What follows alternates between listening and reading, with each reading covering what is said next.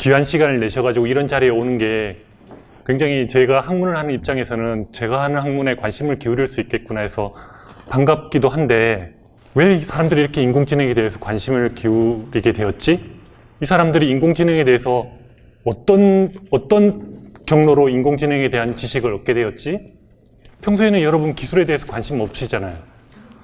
제가 이제 대학 학생들을 상대로 해서 기술에 대해서 강의를 하면 기술에 대해서 생각해봤냐고 얘기해보면 거의 생각해보지 않습니다. 가끔 컴퓨터가 다운되거나 스마트폰이 먹통이 되거나 할 때 짜증난 것으로 이렇게 반응을 하지 기술에 대해서 그렇게 깊이 있게 성찰해보지 않습니다. 근데 인공지능은 이런 성찰의 기회를 줘요. 제 입장에서 되게 반갑기는 한데 반갑지만은 않은 상황도 있습니다. 왜냐하면 너무나 제가 봐서 좀 특징적인 게, 여러분들은 어디서 그런 인공지능에 대한 그런 지식들을 습득하게 되었어요? 근데 대부분 다 여러분들이 공유하고 있는 지식들이 인공지능에 대해서 되게 정형화된 어떤 패턴들을 가지고 있습니다. 그게 좀 너무나 신기해요. 누군가가 곰곰이 생각해보면 분명히 이런 인공지능에 대한 사회적 충격, 이런 것들을 여러분 인공지능 경험해 보시지 않았고 개발해 보시지 않았고 혹시 인공지능 사용해 보신 분 계세요? 없잖아요, 그렇죠? 그렇지만 여러분은 인공지능에 대해서 무슨 정보나 지식이 있는 거거든요. 그걸 도대체 누가 만들어서 계속 이걸 확산시키는 것이지? 그걸 통해서 분명히 누군가가 무슨 이익이 있을 것 같은데, 도대체 이런 인공지능에 대한 정형화된 이해, 여러분 오늘 이 자리도 그런 거잖아요. 인공지능이 발전하면 인간의 일자리는 사라지게 될 것이고, 이 많은 사람들은 여가를 즐기게 되든지 아니면은 일자리 없는 저소득층으로 전락을 하든지 교육의 혁신이 앞으로 필요하다, 이런 식의 어떤 전형적인 어떤 패턴들이 만들어지는데, 도대체 이런 지식 누가 만들어서 유포하고 있지? 그거 만들어서 도대체 어떤 효과가 있을까? 저는 그게 사실 되게 궁금하거든요. 제가 연구했던 내용도 분명히 여러분은 인공지능을 경험하고 있지 않지만 인공지능에 대해서 뭔가 알고 있다고 생각하는 그런 지식이 어떻게 만들어지고 그것이 여러분에게 만들어내는 효과가 어떤 것인지, 인간의 노동을 어떻게 생각하게 만드는 것일까?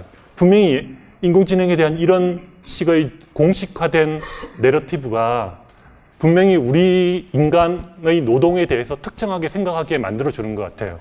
그래서 저는 사실 그게 조금 불만인데, 왜냐하면 제가 배운 지식에 의하면 기술은 그렇게 정형화된 패턴으로 발전하지 않거든요.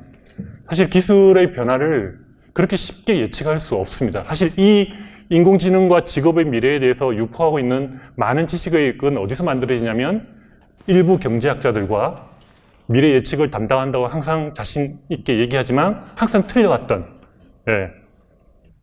세계 금융위기를 경제학자들 다 예측 못했잖아요. 2008년에 있었던가요? 다 예측 못했던데 왜 이렇게 자신 있게 예측을 하는 거지? 그리고 실리콘밸리에 있는 일부 혁신가들, 그 사람들은 이해 당사자들이거든요.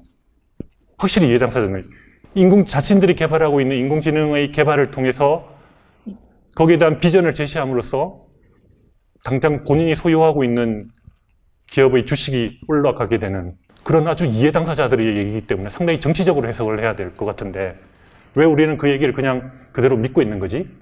기술의 발전이라는 것이 그렇게 명확한 공식대로 발전하지 않는 게 우리의 경험인데, 기술 예측 잘 못합니다, 여러분.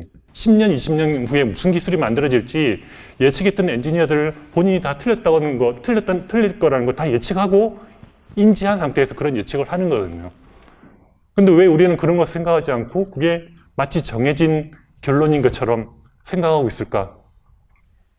이런 자리가 아마 그런 기술의 일반적인 법칙처럼 발전하고 있을 거라고 생각하는 것에 대한 의문을 한번 제기해보는 그런 자리가 되지 않을까라고 생각을 하고요. 이후의 논의를 조금 위해서라면 저는 개인적으로 인공지능이 발전하면서 인간의 수많은 일자리들이 사라지게 될 것이다. 그렇겠죠? 과거에도 많은 일자리 사라졌고 또 생각해보면 정말 새로운 일자리들 많이 만들어졌습니다. 그렇지만 그렇게 대량 실업을 예상하는 그런 식의 얘기들 저는 개인적으로 믿지는 않습니다. 아마 그래야지 제가 오늘 좀 토론이 좀 될 거니까 확실하게 제 입장을 이렇게 말씀드리면 저는 별로 믿지를 않아요. 저는 어떤 걸 믿냐면 노동 조건이 굉장히 안 좋아지고 있는 건 사실인 것 같아요. 근데 이거는 기술혁명만으로 비롯되는 문제는 아니고 우리가 선택했던 수많은 사회정책들, 경제정책들, 복지정책들의 누적된 결과, 합산의 결과이거든요. 기술혁명도 물론 거기에 자동화와 같은 것들이 기여했겠죠. 하지만 그건 하나의 변수일 뿐입니다. 우리가 사회정책을, 복지정책을, 경제정책을 어떻게 하느냐에 따라서 다른 결과를 낼 수 있는데 마치 이것이 정해진 결론인 것처럼 얘기하는 사람들, 분명히 그 사람들도 의도가 있을 거라고 저는 생각이 듭니다. 그래서 제가 봤을 때 기술에 의해서, 인공지능에 의해서 대량 실험이 벌어진다는 거 있을 수는 있겠는데 배제하지는 못하겠지만 저는 개인적으로는 별로 신뢰하지는 않고요. 저도 예측을 할 수 없기 때문에 자신 있게는 얘기를 못하겠습니다. 별로 신뢰하지 않습니다. 오히려 제가 주목하고 있는 건 현재 인공지능이 도입이 되면서 굉장히 일자리들의 질이 안 좋은 형태로 일자리들이 계속 만들어지고 있어요. 인공지능 여러분이 생각하는 것만큼 아까 한상기 선생님 얘기하셨지만 완벽하지도 않고 자율적이지도 않고요. 상당히 인간의 노동을 많이 필요로 하고 있습니다. 인간의 노동 없이는 지금 현재 여러분이 경험하고 있는 인공지능 다 안 됩니다. 유튜브에서 하든 페이스북에서 하든 구글에서 하든 그 인공지능 속에는 보이지 않게 인간들이 인공지능처럼 일을 하고 있습니다.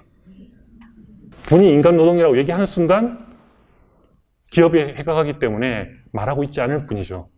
사실은 그래서 인공지능과 관련되어 있는 최근의 논의들은 여러분이 상당히 그것이 어떤 의도로 누가 왜 생산하고 있는지, 그것이 우리의 인간 삶에 어떤 영향을 끼치려고 하는 것인지 상당히 경계를 하면서 들어야 되지 않을까 싶고요.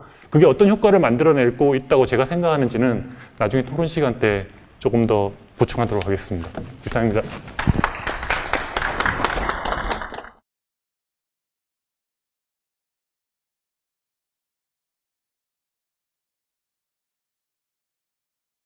네, 아까 전에 백쌤도 말씀하셨지만, 그 기술의 수용이나 사회의 발전이 저절로 이루어지지 않는다고 얘기하셨고, 사실은 기술을 수용하고 그것을 어떻게 활용하고 이거는 사실 우리가 하기 나름일 수 있거든요. 제가 계속 말씀드렸던 것 같이 인공지능에 따른 결과가 당연한 게 아니고, 우리가 그 인공지능에서 무슨 가치를 찾고자 하고, 그 가치에 위배됐을 때 우리가 인공지능에게 어떻게 대응하느냐에 따라서 인공지능이 펼쳐질 결과는 달라질 수 있다는 것.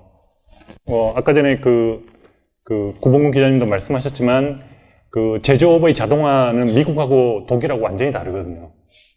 미국은 굉장히 많이 이루어져 있지만, 독일은 노사정 협의회에 의해 가지고 자동화에 따른 충격을 상당히 많이 완화시키는 형태로 했거든요. 그러니까 그 사회가 어떤 가치를 우선시하고 인간 노동에 대해서 어떤 의미를 부여하느냐에 따라서 우리 사회가 다른 모습으로 바뀌어질 수 있다. 설사 그것이 인공지능이든 딥러닝이든 그 어떤 기술이라도 다 그런 경로를 겪게 된다는 걸 우리가 인지하면 될 것 같습니다.